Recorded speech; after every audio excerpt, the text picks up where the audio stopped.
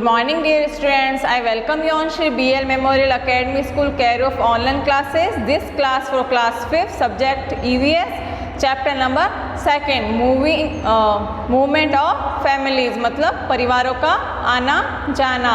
हमने इस चैप्टर में लास्ट पढ़ा था पार्ट नंबर 3 इसका पूरा कंप्लीट किया था और हमने इस चैप्टर के अंदर सीखा था कि due to different reasons some families keep on moving from one place to the another place मतलब कुछ परिवार ऐसे होते हैं कि कुछ कारणों के कारण उनको अपने एक स्थान से दूसरे स्थान पर उन लोगों को जाना होता है।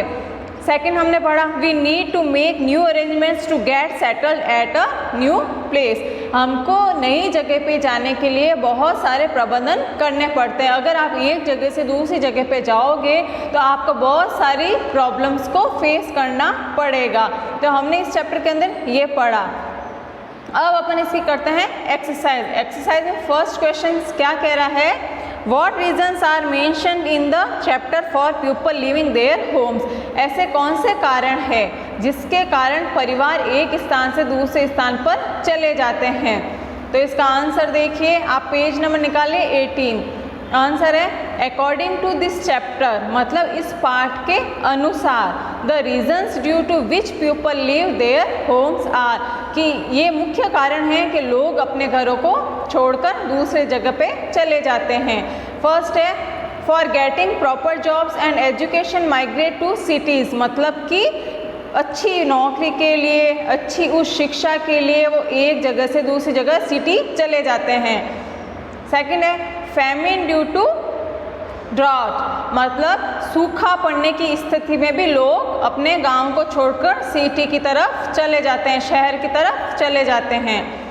Area comes in low lying area due to construction of dams जब बांध बनाया जाता है। डैम क्या होता है, जब पानी बहुत ज़्यादा पानी को कभी कभी रोकने के लिए डैम बनाए जाते हैं। तो डैम जो होता है जब उनका कंस्ट्रक्शन मतलब उनका निर्माण का काम चल रहा होता है तब भी लोगों को एक जगह से दूसरी जगह पे सेटल होना पड़ता है। अब इसके सेकंड क्वेश्चन है apart from the reasons mentioned in the chapter what other reasons might be there for people migrating to other places, mention any 5 such a reasons मतलब ऐसे कौन से 5 अलग रीज़न है।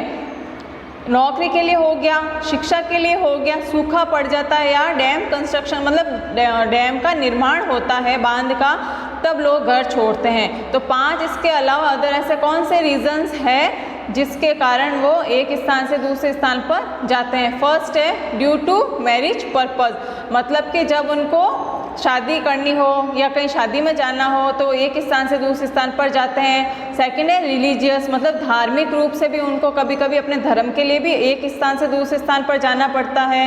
ट्रांसफ़र ऑफ जॉब मतलब कि जब जब कहीं जॉब करते हैं तो ट्रांसफ़र मतलब एक जगह से दूसरी जगह पे स्थानांतरण हो जाता है तब भी जगह को चेंज करना पड़ता है। फॉर फ्लूड सिचुएशंस फ्लूड क्या होती है, बाढ़। अगर बाढ़ आ जाती है बाढ़ की स्थिति में भी एक घर से दूसरे गांव जाना पड़ता है। बेटर हेल्थ फैसिलिटीज़ मतलब कि अच्छी स्वास्थ्य के लिए हॉस्पिटल्स के लिए लोग सिटी की तरफ जाते हैं। फॉर बेटर लिविंग स्टैंडर्ड्स मतलब बेटर लिविंग स्टैंडर्ड रहने का तौर तरीके को अच्छा बनाने के लिए वो भी सिटी की तरफ जाते हैं।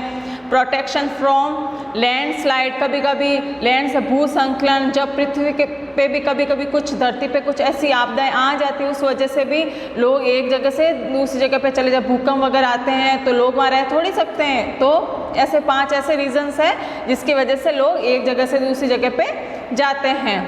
फिर थर्ड क्वेश्चन है what problem do people face in getting settle at other place लोगों को ऐसी कौन सी प्रॉब्लम्स होती है एक जगह पे दूसरी जगह पे सेटल होने में मतलब जब एक जगह से दूसरी जगह पे वो जाते हैं तो उनको किन किन प्रॉब्लम्स का सामना करना पड़ता है। फर्स्ट है अरेंजमेंट्स ऑफ हाउसेज मतलब वो गांव छोड़ के सिटी तो चले गए, सिटी में जाते हैं उनको घर थोड़ी मिलेगा एकदम से, उनको घर को ढूंढना पड़ेगा और घर भी उनको रेंट पे रहना पड़ेगा, रेंट पे लेना पड़ेगा और रेंट भी बहुत ज़्यादा कॉस्ट होती है सिटी के अंदर, रेंट के होते भी छोटे से हैं।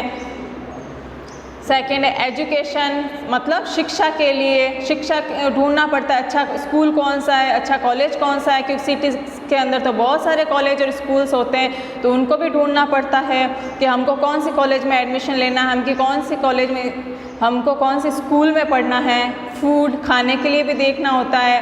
वाटर, पीने का पानी लायक है या नहीं है, तो वो भी देखना पड़ता है। And unable to get proper job, ठीक प्रकार से उनको जाते एकदम नौकरी नहीं मिलती है। People can't maintain proper relations, मतलब कि अब सिटी के अंदर लोग जाएंगे तो उनके लिए जो सामने वाले जो अदर लोग होंगे उनके लिए तो अनजान होंगे, तो अनजान लोगों के साथ एकदम प्रॉपर रिलेशन, एकदम बातचीत करने में उनको हेजिटेशन होगी, हिचकिचाहट होगी, तो ये भी एक रीज़न्स होता है, उनको सामना करना पड़ता है। Lacking of oven community feeling, अब वहाँ पे उन सब के समाज के लोग नहीं होते, उनकी खुद की एक कम्युनिटी नहीं होती, तो उनको थोड़ा फील होता है कि हमारे कम्युनिटी के लोग यहाँ नहीं हैं।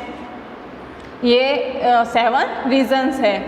फिर है have you moved from your native place to another, क्या आप अपने पूर्वजों के घर से कहीं गए हो रहने के लिए? If yes then write down the reasons behind your movements and the problems your family experience will doing so. Second question ये कह रहा है कि आप भी क्या अपने एक स्थान से दूसरे स्थान पर गए हैं? अगर गए हैं तो आप रीज़न बताइए कि आप क्या रीज़न से गए हैं और आपको क्या प्रॉब्लम्स, क्या समस्याओं का सामना करना पड़ा। तो अगर आप गए हैं तो आप रीज़न लिखिए। अगर आप नहीं गए हैं, आप काफ़ी 10-20 सालों से एक ही जगह पर रह रहे हैं, तो आप यहाँ पे क्या लिख दोगे? नो। फिर थर्ड है mention any one problem which can occur if a member of your family goes out of city to get education. कोई भी एक कारण बताओ कि आपके फैमिली का कोई भी मेंबर बाहर गया है, उनको कौन सी प्रॉब्लम का सामना करना पड़ा। तो एक प्रॉब्लम्स, मेन प्रॉब्लम्स ये हो सकती है, एक तो फाइनेंशियल प्रॉब्लम, पैसों की, एंड हाउस और घर की, ये 2 मेन रीजंस है। Mention any one problem which can occur if a member of your family goes out or city to get education, ये हमने पढ़ लिया। अब फोर्थ है where is the Somnath temple situated. Somnath temple कहाँ स्थित है? The Somnath temple situated in Dungarpur. Somnath temple कहाँ स्थित है? डूंगरपुर में।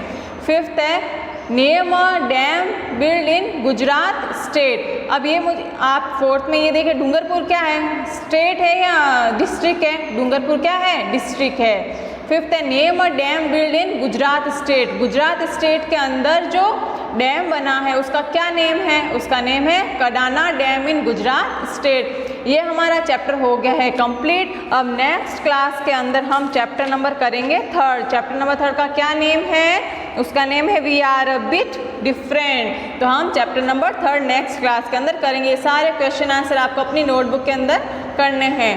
Thank you.